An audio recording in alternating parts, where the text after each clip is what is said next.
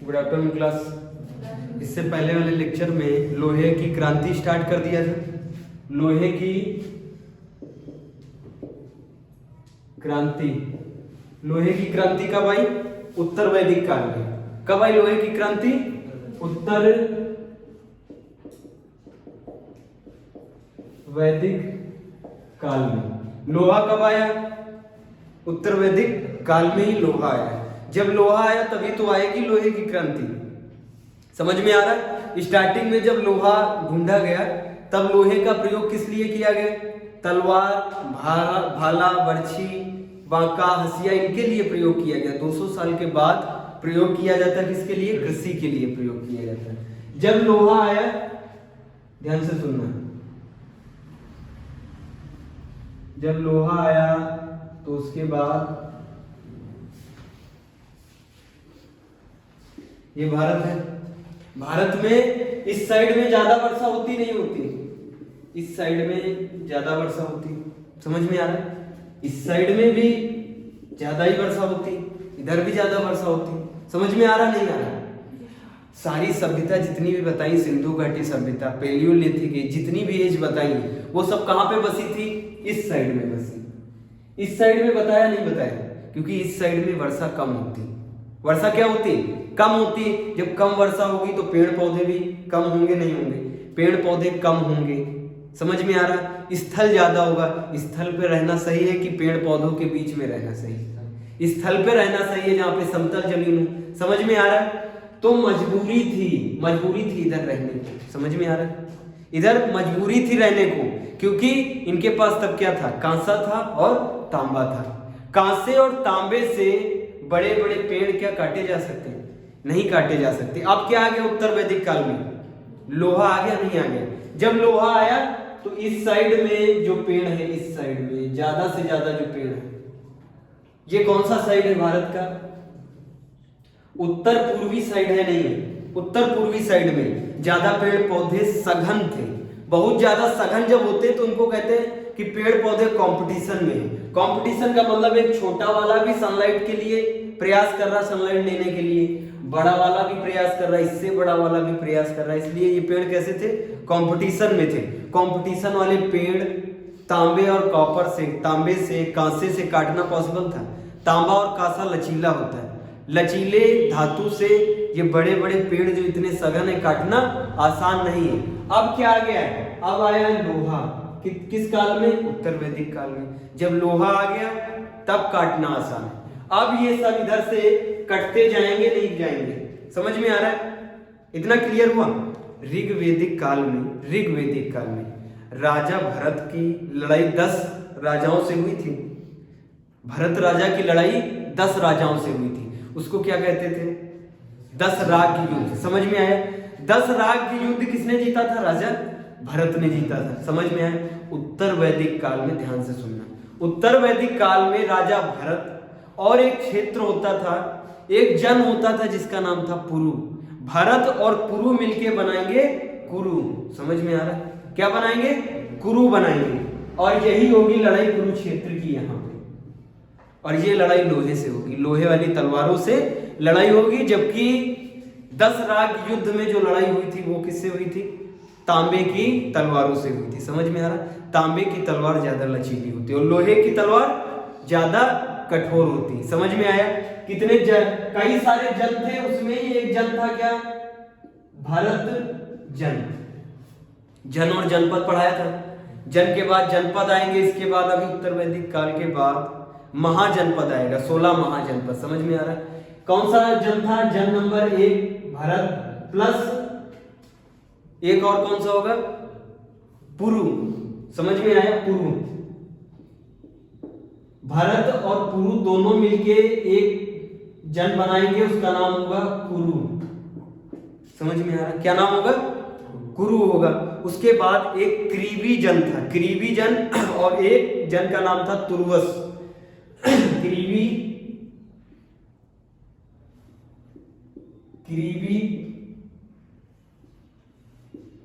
तुर्वस। क्रीवी और तुर्वस मिलके बनाएंगे पांचाल। कौन सा जन? पांचाल। ये बन गया पांचाल। सबसे शक्तिशाली उस टाइम के दो जन, पहला कौन सा, उभरा कुरु और दूसरा पांचाल। इन्हीं दोनों के बीच में लड़ाई होती है महाभारत की, और जिस क्षेत्र में होती है उस क्षेत्र को क्या कहते हैं, कुरुक्षेत्र कहते हैं। समझ में आया, महाभारत की लड़ाई समझ में आई। इन्हीं दोनों के बीच लड़ाई होगी, किसके किसके बीच, पांचाल और कुरु के बीच महाभारत का युद्ध हुआ था। समझ में आया, कुरु में कौरव थे और पांचाल में पांडव थे।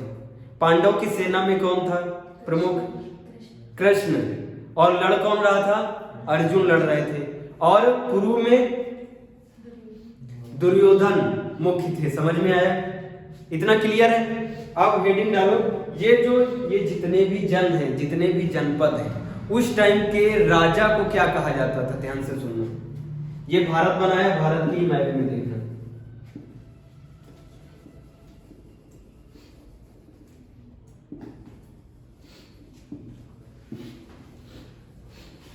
उस टाइम राजा को राजा कहते थे, राजन कहते थे, और भी शब्द थे, समझना, ठीक है।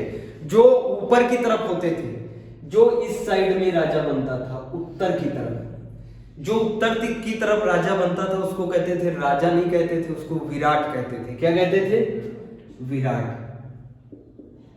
ध्यान रहेगा, उत्तर की तरफ क्या कहते थे, विराट। और अगर दक्षिण की तरफ कोई राजा है, इस साइड में कोई राजा है, तो उसको कहते थे भोज। पूछा गया एग्जाम में, भोज। इसी के नाम पे एक नाम फेमस है, कहां राजा भोज और कहां गंगू तेली। समझ में आया, दक्षिण के राजा को क्या कहते थे, राजा भोज। समझ में आया, उत्तर के राजा को क्या कहते थे, राजा विराट। समझ में आया। अब लिखो, पश्चिम के राजा को, इधर ये पश्चिम हुआ और इधर पूर्व हुआ, पश्चिम के राजा को कहते थे स्वराज। स्वराज, पश्चिम के राजा को कहते थे स्वराज, और पूर्व के राजा को कहते थे सम्राट। पूर्व के राजा को सम्राट कहते थे। इतना क्लियर है। उत्तर के राजा को उस समय क्या बोलते थे, विराट बोलते थे। दक्षिण के राजा को, नीचे वाले भाग के राजा को भोज बोलते थे। यही राजा भोज हैं जिनपे फेमस है कहावत। समझ में आ रहा है। और जो पश्चिम में राजा होते थे उनको क्या बोलते थे, स्वराज, और जो पूर्व में राजा होते थे उनको क्या बोलते थे, सम्राट। समझ में आए, नोट डाउन करो, नोट डाउन किया जाता है। राजा विराट, समझ में आया। उत्तर में विराट, पश्चिम में स्वराज, पूर्व में सम्राट और दक्षिण में भोज। समझ में आया। उत्तर वैदिक काल में, नोट डाउन कर लो, उत्तर वैदिक काल में सभा समिति पढ़ाया था। वैदिक काल में सबसे महान कौन थे, सभा समिति और विधाता। उत्तर वैदिक काल में सभा समिति और विधाता का रोल खत्म। सभा समिति और विधाता का रोल खत्म। ध्यान से सुनना, ऋग्वैदिक काल में सभा समिति और विधाता तीनों मिलके क्या बनाते थे, राजा को नियुक्त करते थे। किसको नियुक्त करते थे, राजा को। जैसे आज राष्ट्रपति नियुक्त करता है प्रधानमंत्री को। समझ में आ रहा। उसी प्रकार सभा समिति और विधाता ये मिलके डिसाइड करते थे किसको बनाना है राजा। समझ में आ रहा है, एकदम क्लियर है। लेकिन उत्तर वैदिक काल में ये सभा समिति और विधाता तीनों खत्म हो जाएंगे। समझ में आए। तब राजा कौन बनेगा, राजा का बेटा ही राजा बनेगा। समझ में आया।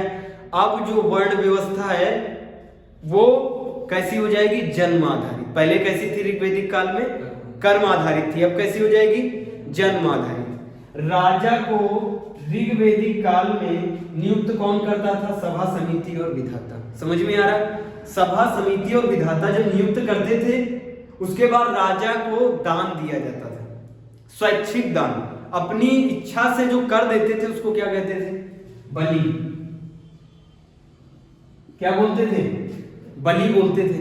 आ रहा समझ में, बलि बोलते थे। लेकिन अब राजा कैसा है, अब राजा के पास लोहा है नहीं, राजा के पास लोहे की तलवार है। समझ में आ रहा है। अब ये उत्तर वैदिक काल चल रहा है। उत्तर वैदिक काल कब से कब तक? 1000 बीसी से 600 बीसी। आ रहा समझ में? अब राजा के पास लोहा है और लोहे के दम पे उसने तीनों समितियों को खत्म कर दिया, तीनों संगठनों को खत्म कर दिया। किसको? सभा को, समिति को, विधाता को, तीनों को खत्म कर दिया। ये जो पहले टैक्स होता था, पहले टैक्स, ये भी एग्जाम में पूछा गया, पहले वाला टैक्स ऋग्वैदिक काल में क्या कहलाता था? बलि, जो स्वैच्छिक दिया जाता था अपनी इच्छा से, उसको क्या बोलते थे? बलि बोलते थे। अब स्वैच्छिक नहीं होगा, अब टैक्स होगा जिसको क्या बोलेंगे? कर। अब बलि नहीं है, अब क्या कहते हैं इसको? कर कहते हैं, कर। क्या बोलते हैं? कर। और ये कर अब कंपलसरी है। समझ में आ रहा है? ये कर कंपलसरी, और कर जो वसूलता है, जो कर वसूलता है उसको क्या बोलते हैं? जो इस टाइम पे कर वसूलता है उसको बोलते हैं भागदूत। क्या बोलते हैं? भाग के तुमको क्या करना है? कर वसूलना है। उत्तर वैदिक काल में तो इसका नाम क्या है? भागदूत। समझ में आ रहा है? और जो कर को संग्रहित करता है, जो कर को क्या करता है? संग्रहित करता है, उसको, उसी का नाम है संग्रहित्र। क्या नाम है? संग्रहित्र।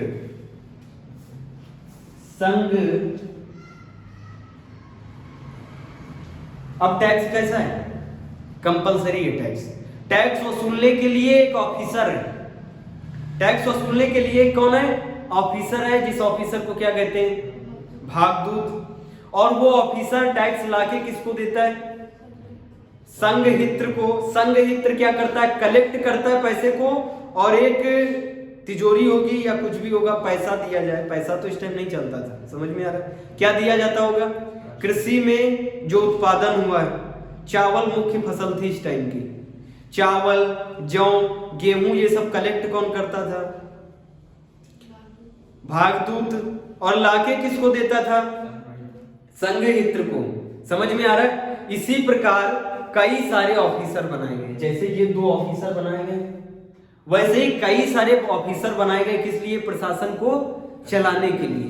उस टाइम के ऑफिसर को ऑफिसर ना कह के, अधिकारी ना कह के क्या कहते थे? रत्नीन। क्या कहते थे? रत्नीन। समझ में आया? यही आगे चल के जो और राजा आएंगे, आगे चल के महाजनपद काल में, यही रत्नीन क्या हो जाएंगे? नवरत्न हो जाएंगे। समझ में आ रहा है? पढ़ा, अभी आगे पढ़ोगे, नवरत्न थे, अकबर के नवरत्न थे। समझ में आ रहा है? गुप्ता पीरियड में नवरत्न थे। यही रत्नीन अधिकारी है, क्या है? प्रशासनिक अधिकारी को क्या कहते हैं? Administrative officer. Administrative officer. Administrative officer में सबसे जो उच्च ऑफिसर है उसको कहते हैं पुरोहित। समझ में आ रहा है? पुरोहित क्या काम करता है? राजा को दिमाग देता है। समझ में आ रहा है? आजकल प्रधानमंत्री को कौन दिमाग देता है? काउंसिल ऑफ मिनिस्टर्स जो है, और उनके पास भी ज्यादा दिमाग नहीं है, क्योंकि वो लोग तो नेता लोग हैं। जो आईएएस अधिकारी होते हैं वो सेक्रेटरी होते हैं, प्रमोट होते होते सेंटर के सेक्रेटरी बनते, राज्य के सेक्रेटरी बनते। राज्य का जो आईएएस अधिकारी सेक्रेटरी होता है वो चीफ मिनिस्टर को सलाह देता है, और जो केंद्र का होता है वो किसको सलाह देता है? प्रधानमंत्री को सलाह देता है। समझ में आ रहा? उसी प्रकार सलाह देने के लिए सबसे जो उच्च अधिकारी था उसको क्या कहते थे? पुरोहित। अधिकारी के नाम लिखो। उत्तर वैदिक काल के क्या है? अधिकारी हैं। अधिकारी को क्या बोलते थे? रत्नीन। समझ में आ रहा? रत्नीन के नाम लिखो। पूछा गया एग्जाम में, क्या बोलते थे? रत्नीन बोलते थे। समझ में आ रहा? रत्नीन के सबसे जो प्रमुख रत्नीन था, पहली पोस्ट पे जो था, उसको क्या बोलते थे? पुरोहित। पुरोहित का क्या काम क्या था? सलाह देना, पूजा कराना, है ना, और नियम बनाना, दंड के नियम बनाना। समझ में आ रहा? बाहुबली मूवी में देखा होगा, वो जो उनकी माता थी बोलती है इनको क्या दंड देना है, तो एक ब्राह्मण ही उठता है, देखता है उसको कि कौन सा दंड किसके लिए बना है। समझ में आ रहा है? वो काम कौन करता था? पुरोहित करता था।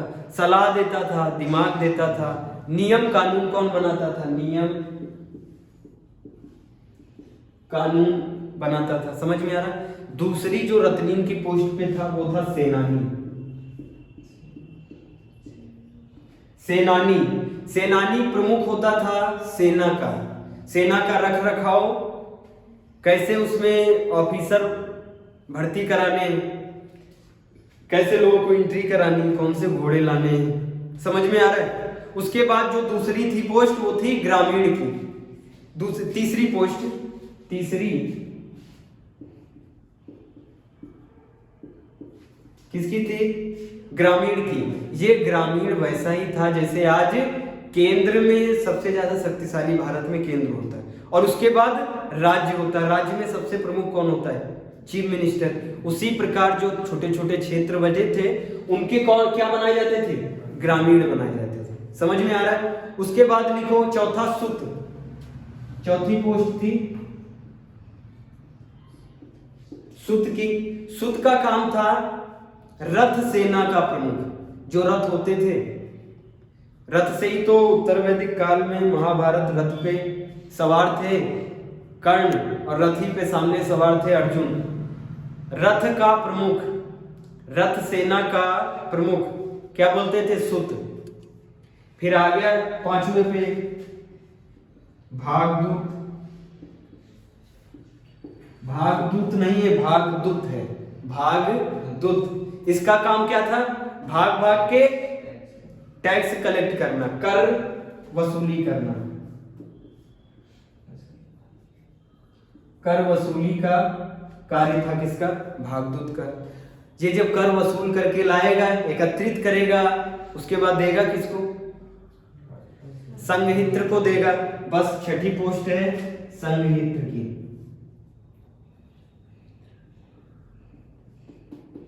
संघहित्र, समझ में आ रहा है? संग्रह या फिर लिख सकते हो इसको संग्रहित्र। समझ में आ रहा है? संग्रहित्र को पैसा ला के देगा। आया समझ में? उसके बाद सबसे लास्ट पोस्ट होती थी महिषी। महिषी प्रधान रानी। महिषी सेवेंथ पोस्ट।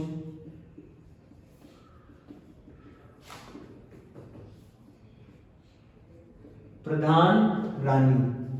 समझ में आए? सारी पोस्टें याद रहेंगी? क्लियर है नहीं क्लियर? महिषी, जैसे विदुषी लोगों ने क्या लिखा था? वेदों की रचना की थी। उसी प्रकार एक पोस्ट कौन सी है? महिषी की पोस्ट है। महिषी की पोस्ट कौन होता था? रानी की पोस्ट होती थी, प्रधान रानी होती थी। समझ में आया? ये सारी पोस्टें क्लियर है? पुरोहित सबसे बड़ा होता था। राजा के बाद पोस्ट किसकी है? पुरोहित की है। पुरोहित के बाद सेनानी, सेनानी के बाद ग्रामीण, ग्रामीण के बाद सुत, भागदूत, संग्रहित्र और महिषी। समझ में आया? उत्तर वैदिक काल में बड़े बड़े यज्ञ कराए जाते थे। समझ में आ रहा है? ये यज्ञ का काल भी है। इसमें बड़े बड़े क्या होते थे? यज्ञ होते थे। यज्ञ डालो, 5 प्रकार के यज्ञ।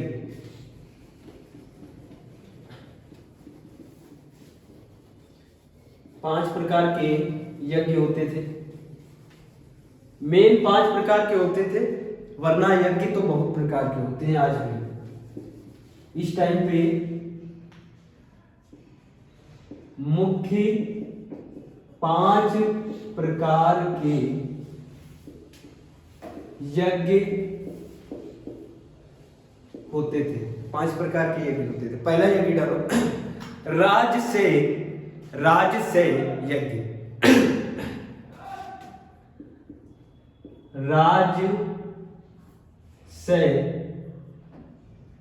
राजस्य यज्ञ। राजस्य यज्ञ को कह सकते हो राज्याभिषेक के दौरान किया जाने वाला यज्ञ। जब बाहुबली को नहीं बनाया जाता राजा, भल्लाल देव को बनाया जाता है। समझ में आ रहा है? जब राज्याभिषेक होता था, जब उसको मुकुट पहनाया जाता था, तो नीचे पुरोहित क्या करते थे? हवन करते थे, यज्ञ करते थे। ये वही यज्ञ है। इसको क्या बोलते हैं? राजस्य यज्ञ। याद रहेगा? उसके बाद सबसे बड़ा जो यज्ञ होता था दूसरे नंबर पे, उसको कहते हैं अश्वमेध यज्ञ। राजस यज्ञ में राज्याभिषेक के समय किया जाने वाला यज्ञ क्या है? राजस यज्ञ, याद रहेगा। उसके बाद दूसरे नंबर पे अश्वमेध यज्ञ। अश्वमेध यज्ञ तो सबको पता होगा, भगवान राम ने कराया था और अश्व को छोड़ा था। उसके बाद उनके दोनों पुत्र लौ और कुश ने अश्व को पकड़ लिया था, वही है अश्वमेध यज्ञ। अश्वमेध यज्ञ में क्या दिखाता है? राजा अपने आप की वर्चस्वता दिखाता है। एक अश्व छोड़ा जाता है, पूजा करने के बाद, हवन करने के बाद उस राजा के क्षेत्र का नाम, उसके क्षेत्र के नाम के क्षेत्र, उसी का क्या किया जाता है? एक घोड़े पे उनके नाम लिखे जाते हैं। भगवान राम का घोड़ा जा रहा है, समझ में आ रहा है?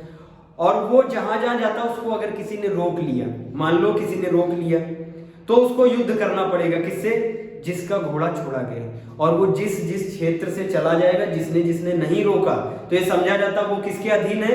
उस राजा के अधीन है। इसका मतलब वो राजा क्या है? सर्वोच्च है। और जिसने रोक लिया फिर उसको क्या करना पड़ेगा?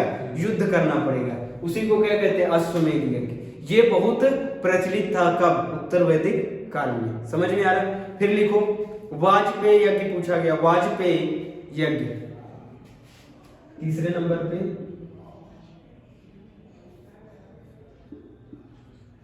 वाजपेय यज्ञ। वाजपेय यज्ञ क्या होता था?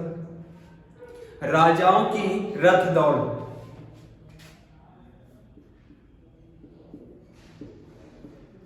राजाओं की रथ दौड़ होती थी। इसमें सारे राजा क्या करते थे? रथ दौड़ करते थे। जो ज्यादा रथ जिसका आगे निकल जाता था उसको क्या माना जाता था? महान राजा माना जाता था। समझ में आ रहा है? वाजपेय यज्ञ समझ में आया? वाजपेय यज्ञ रथ दौड़ होती थी इसमें। क्लियर है? उसके बाद लिखो अग्नि ओष्टम यज्ञ। चौथा है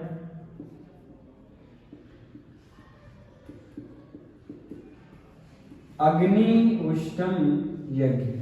अग्निओष्टम यज्ञ में क्या किया जाता था? सोमरस पी के, सोमरस समझते हो?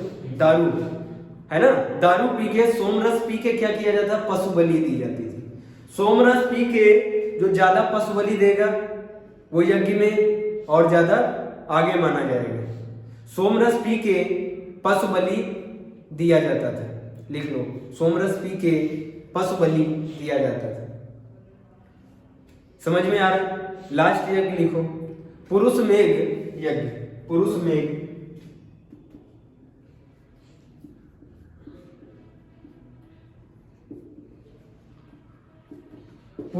यज्ञ में पुरुष बलि दी जाती थी। पुरुष बलि, या फिर इसमें पुरुष होना चाहिए, बालक हो छोटा सा। समझ में आ रहा है? उसकी बलि आज भी कई जन्म में सुना होगा, अपने सामान्य जीवन में भी कई बार सुना होगा। लड़का गायब हो गया, गायब होने के बाद तुमको कहीं मिलेगा पुल पे बलि दी गई, या किसी फैक्ट्री बन रही है, तो ऐसी धारणा होती ना लोगों की कि बलि दे दो, खून दे दो, तो जो भी हो उन लोगों का, है ना? तो उसको क्या बोलते हैं? पुरुष मेघ यज्ञ। इसमें बच्चे की बलि या पुरुष की, बड़े की बलि दी जाती है। समझ में आया? अब हेडिंग डालो आर्थिक स्थिति, उत्तर वैदिक काल की आर्थिक स्थिति। ये यज्ञ क्लियर है? राजसेय यज्ञ, राज्याभिषेक के दौरान किया जाने वाला यज्ञ। उसके बाद अश्वमेध यज्ञ। अश्वमेध यज्ञ वही है जो राम भगवान ने किया था और लौकुश ने क्या उनके रथ को रोक लिया था। और ये वाजपेय यज्ञ पूछा गया है, राजाओं की रथ दौड़। राजाओं की रथ दौड़ होती थी। समझ में आ रहा है? ये फिर कौन सा? अग्निओष्टम। अग्निओष्टम में सोमरस पी के पशु बलि दी जाती थी। यहाँ पे देखो नाम में ही पुरुष मेघ यज्ञ, पुरुष बलि दी जाती थी। समझ में आया? अब लिखो आर्थिक स्थिति, उत्तर वैदिक काल की आर्थिक स्थिति।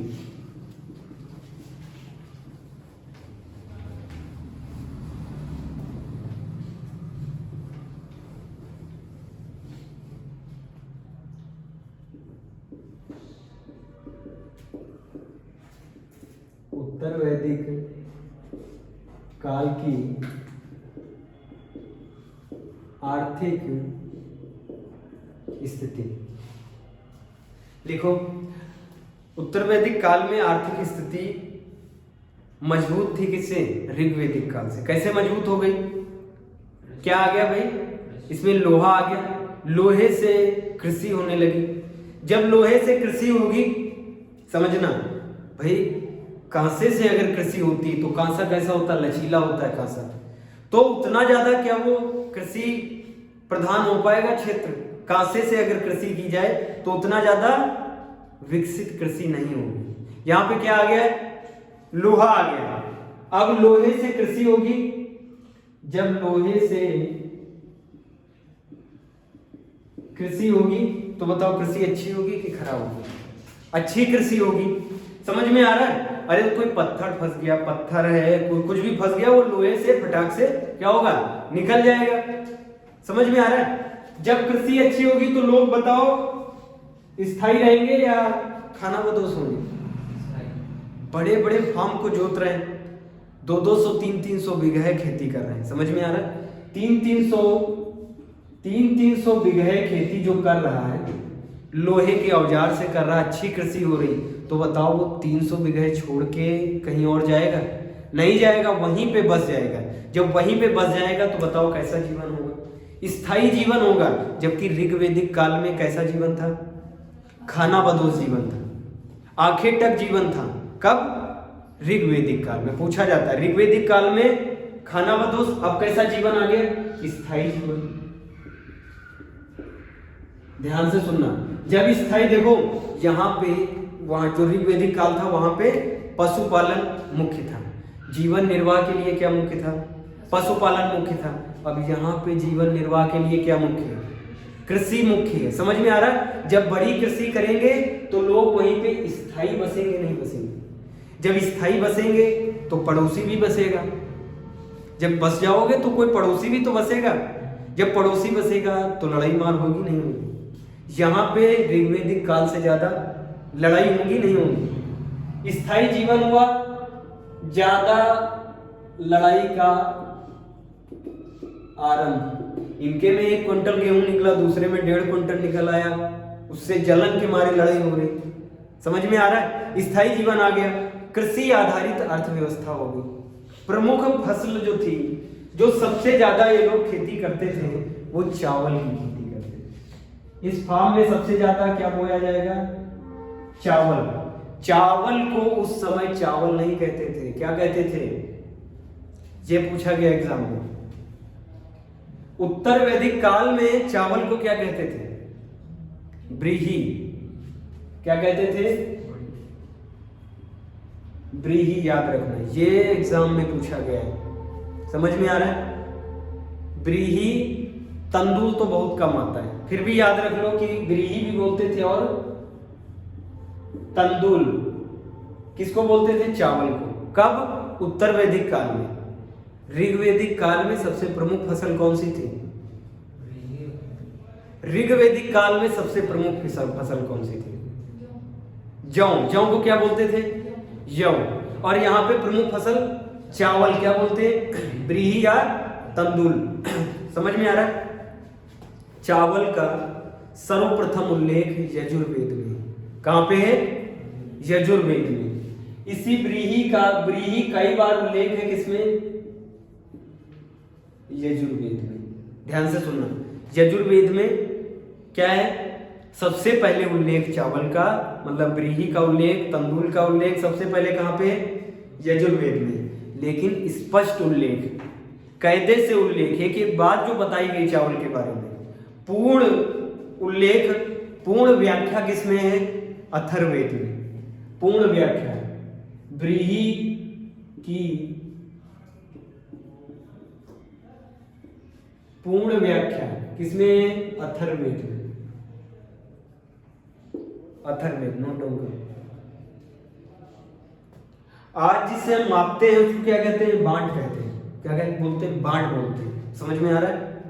उस समय बांट नहीं कहते थे, उसको क्या बोलते थे? कृष्णनल। कृष्णनल या पाद। कृष्णनल पूछा गया है। कृष्णल या पद या पाद ऐसे करके उल्लेख है किसमें, उत्तर वैदिक काल में, याद रहेगा। बांट, इस समय बांट बोलते हैं मापने के इंस्ट्रूमेंट को आज क्या बोलते हैं, बांट बोलते हैं। 1 किलो 2 किलो 3 किलो बोलते नहीं बोलते हैं। और जो 1 किलो 2 किलो 3 किलो है ये क्या है, किलो क्या है, इकाई है, मापने की इकाई है। और इकाई को उस समय क्या बोलते थे, उस समय इकाई को बोलते थे गुंजा या रतिका, ये भी याद करो। ये क्या है, इंस्ट्रूमेंट को क्या बोलते थे, कृष्णल। और इकाई को क्या बोलते थे, गुंजा या रतिका, याद रहेगा। गुंजा रतिका किसको, इकाई को बोलते थे, और जिससे मापते थे उसको क्या बोलते थे, कृष्णल या पाद या पद। समझ में आ रहा है। उत्तर वैदिक समाज लिखो, उत्तर वैदिक समाज। आर्थिक स्थिति लिख ली। आर्थिक स्थिति में क्या याद करना भाई, आर्थिक स्थिति जब भी आए तो उस समय का भाई जीवन निर्वाह के लिए जो प्रमुख था, क्या था प्रमुख, कृषि प्रमुख थी। अब कैसी कृषि है देख ली, समझ में आया। लोहा आया, अच्छी कृषि है, समाज स्थायी होगा, स्थायी समाज होगा, अच्छी कृषि करेगा तो अच्छी पूंजी भी होगी। समझ में आ रहा है। अच्छी पूंजी होगी तो इंसान के अंदर घमंड आएगा, दूसरा अच्छा पूंजीपति बनने लगेगा, उससे उसकी लड़ाई होगी। लड़ाई झड़प इसमें ऋग्वैदिक काल से ज्यादा देखी जाएगी। समझ में आ रहा है। फिर डालो उत्तर वेद का समाज। जब भी समाज आ जाए सब समझ लो कि जाति पाति का मुद्दा तो जरूर आएगा समाज में। और क्या है, सबसे पहले जाति आती नहीं आती समाज में। लिखो उत्तर वैदिक समाज। समाज में पहला पॉइंट डालो वर्ण व्यवस्था। अब इस टाइम पे वर्ण व्यवस्था कैसी होगी, पहले तो कर्म आधारित थी, ऋग्वैदिक काल में कैसी थी, कर्म आधारित थी। जैसे कर्म करोगे वैसे ही तुमको बनाया जाएगा वर्ण व्यवस्था में। मान लो कोई पढ़ने लिखने वाला है, दिमाग देने वाला, वो कौन बनेगा, ब्राह्मण बनेगा। जो लड़ने वाला है, दूसरे को बचाने वाला, वो क्या बनेगा, क्षत्रिय बनेगा। जो बिजनेस करता है वो क्या बनेगा, वैश्य करेगा। जो सेवा करता है सबकी, उसको क्या बनाते थे, शूद्र बनाते थे। अब जो था, जो ऋग्वैदिक में था, उसको क्या कर दिया, परमानेंट कर दिया। यहाँ पे स्टैंप लग जाएंगे सबके ऊपर। अब जो ब्राह्मण है उसका बेटा क्या रहेगा, ब्राह्मण, वो पढ़ा लिखा हो या ना हो। समझ में आ रहा है। अब कैसा होगा, जन्म आधारित। जन्म आधारित क्या है, वर्ण व्यवस्था है। समझ में आ रहा नहीं आ रहा। ये जो जन्म आधारित हो गई, मतलब परमानेंट हो गई, स्टैम्प लग गया। अब तो जो ब्राह्मण है वही ब्राह्मण रहेगा। तब सबसे ज्यादा दुख किसको होगा, क्षत्रिय को सबसे ज्यादा दुख होगा, नहीं होगा भाई। इस वर्ण व्यवस्था में सबसे ऊपर कौन है, ब्राह्मण, फिर है ना क्षत्रिय, फिर है वैश्य, फिर है शूद्र। सबसे ज्यादा तकलीफ किसको होगी, क्षत्रिय को होगी। क्षत्रिय कहेगा हमको चाहिए भाई पहली पोजीशन। समझ में आ रहा है। अब तो क्षत्रिय भी जब परमानेंट हो गया तो सेकंड पोजीशन गई ना क्षत्रिय की। अब क्षत्रिय किसके लिए मांग कर रहा है, पहली पोजीशन के लिए। पहली पोजीशन पाने के लिए ऋग्वैदिक में क्या करना पड़ता था, पढ़ाई लिखाई करो, बुद्धिमान बनो तो ब्राह्मण बनोगे। तो इन्होंने क्या कहा कि हम बुद्धिमानी अपनी दिखाएंगे तुम लोगों को। समझ में आया। इन्होंने ब्राह्मणों के लड़कों को पढ़ाया, किसने, क्षत्रियों ने। लिखो, जन्म आधारित वर्ण व्यवस्था थी। क्षत्रियों ने श्रेष्ठता, ब्राह्मण की श्रेष्ठता को क्या दी, चुनौती दी। ब्राह्मण की श्रेष्ठता को चुनौती दी और लेके क्या आए, उपनिषद। और उपनिषद में भी यजुर्वेद का उपनिषद याद होगा, बृहदारण्यक उपनिषद था। बृहदारण्यक उपनिषद में क्षत्रिय राजा जनक ने ब्राह्मण यज्ञवल्ल्य को शिक्षा दी। यज्ञवल्ल्य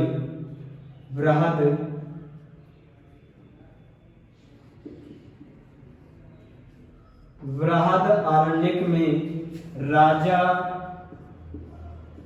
जनक। राजा जनक कौन है? क्षत्रिय। समझ में आ रहा है? और ये किसको शिक्षा देंगे? यज्ञवल्क्य।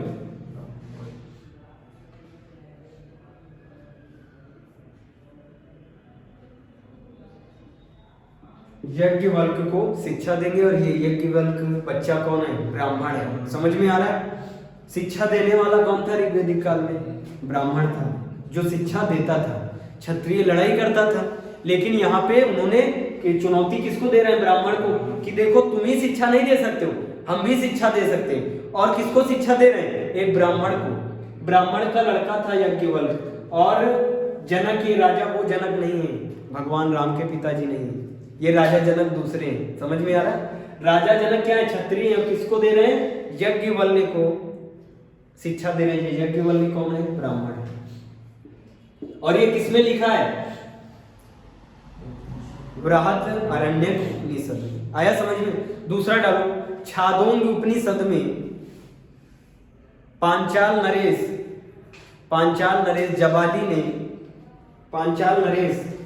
जबाली ने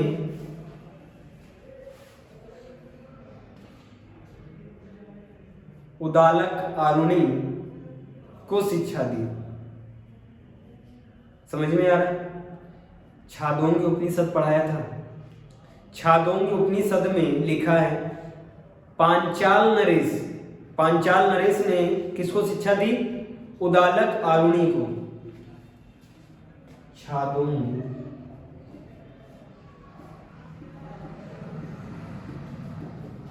छांदोग्य उपनिषद में क्षत्रिय कौन है?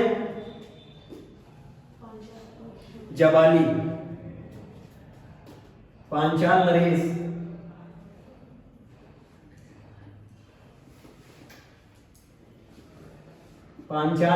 जबाली कौन है? क्षत्रिय। किसको शिक्षा दे रहे हैं? ब्राह्मण को शिक्षा दे रहे हैं। ब्राह्मण कौन है यहाँ पे? उदालक आरुणि।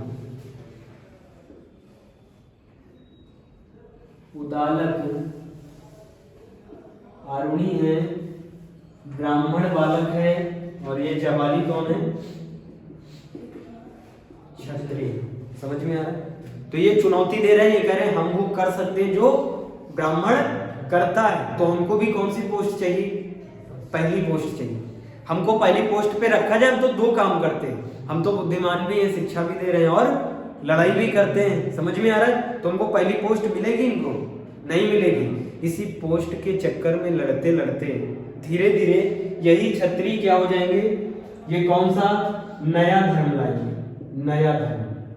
नया धर्म कौन सा आएगा? बौद्ध धर्म, जैन धर्म आएगा। समझ में आ रहा है? वो किसके चक्कर में? फर्स्ट पोजीशन को ग्रहण करने के चक्कर में। समझ में आ रहा है? सिद्धार्थ आएंगे और महावीर जैन आएंगे। ये दोनों लोग कौन थे? क्षत्रिय थे। समझ में आ रहा है? क्लियर हुआ? उसके बाद ऋग्वैदिक काल में लिखो, पुरुषार्थ पूछा जाता है, यूपीएससी में पूछा गया है। पुरुषार्थ का मतलब है पुरुष का जीवन में क्या अर्थ है। एक तरफ लिखो पुरुषार्थ और एक तरफ लिखो आश्रम। पुरुषार्थ और आश्रम।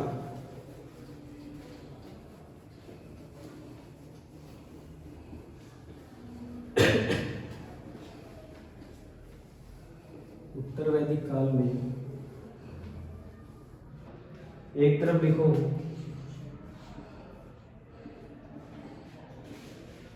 पुरुषार्थ, एक तरफ डालो आश्रम।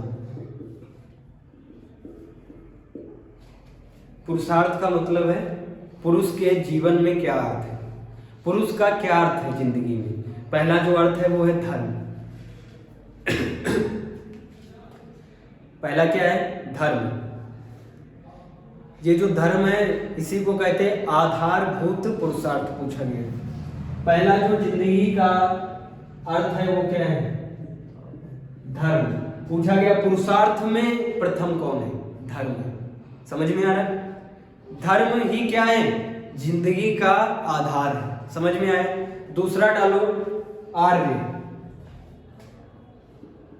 इसको कहते हैं आधार। और दूसरा क्या है? अर्य। अर्य क्या है? अर्थ। अर्थ मतलब पैसा, या फिर समृद्धि। जीवन में क्या है, सबसे पहले धर्म, दूसरे नंबर पे पैसा, पैसा को क्या बोलते, अर्घ, अर्य, अर्य का मतलब अर्थ, अर्थ का मतलब पैसा, समझ में आया। फिर तीसरा है काम,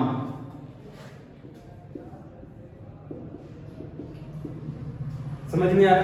काम का मतलब है संतान उत्पत्ति, संतान उत्पत्ति,